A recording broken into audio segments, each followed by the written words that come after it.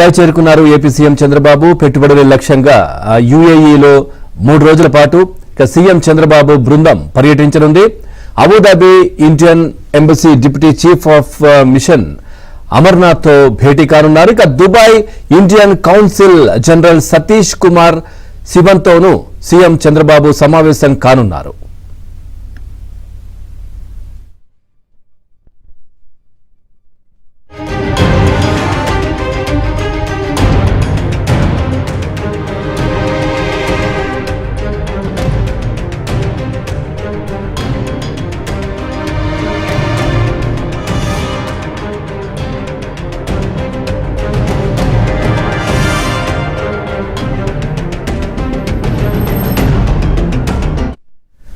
CM Chandrababu Dubai చేరుకున్నారు. ఇదే విషయానికి సంబంధించి మరింత సమాచారం మా కరెస్పాండెంట్ సత్య అందిస్తారు. సత్య, పూర్తి డీటెయిల్స్ ఏంటి?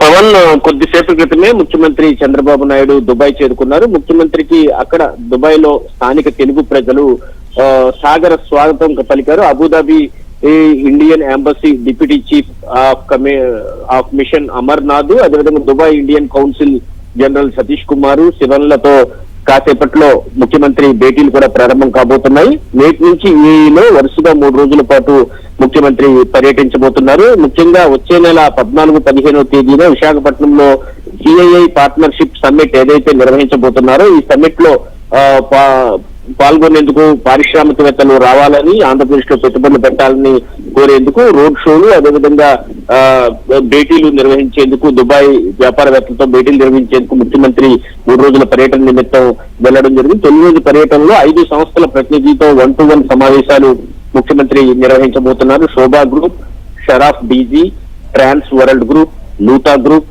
దుబాయ్ ఫ్యూచర్ ఫౌండేషన్ సంస్థల ప్రతినిధులతో ఈ రోజు ముఖ్యమంత్రి సమావేశం కాబోతున్నారు.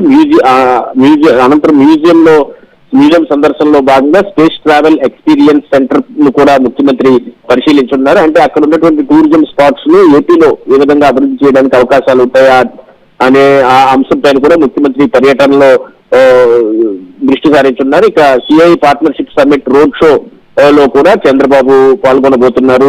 ముఖ్యమంత్రిగా విశాఖలో నవంబర్ 14-15 తేదీల్లో జరగనున్న పెట్టుబడుల సదస్సుకు పారిశ్రామికవేత్తలను స్వయంగా ఈ రోడ్ షోలో ఆహ్వానించబోతున్నారు. యుఏఈ పర్యటనలో భాగంగా ముఖ్యమంత్రితో పాటు మంత్రులు టీజీ భరత్, బీసీ జనార్దన్ రెడ్డి కూడా ఉన్నారు. దుబాయ్ లో ఆయన ఎయిర్పోర్ట్ లో దిగిన వెంటనే అక్కడ స్థానికంగా ఉన్నటువంటి తెలుగు వారందరూ కూడా బారులు తీరి ఆయనకి స్వాగతం పలికారు. ఇప్పటికే సింగపూర్ కావచ్చు, అదేవిధంగా రీసెంట్ గా వివిధ దేశాలను ముఖ్యమంత్రి సందర్శించారు. అక్కడ ఉన్నటువంటి పారిశ్రామికవేత్తలతో మాట్లాడి ఏపీలో పెట్టుబడులకు ఉన్న అవకాశాల గురించి వివరించారు.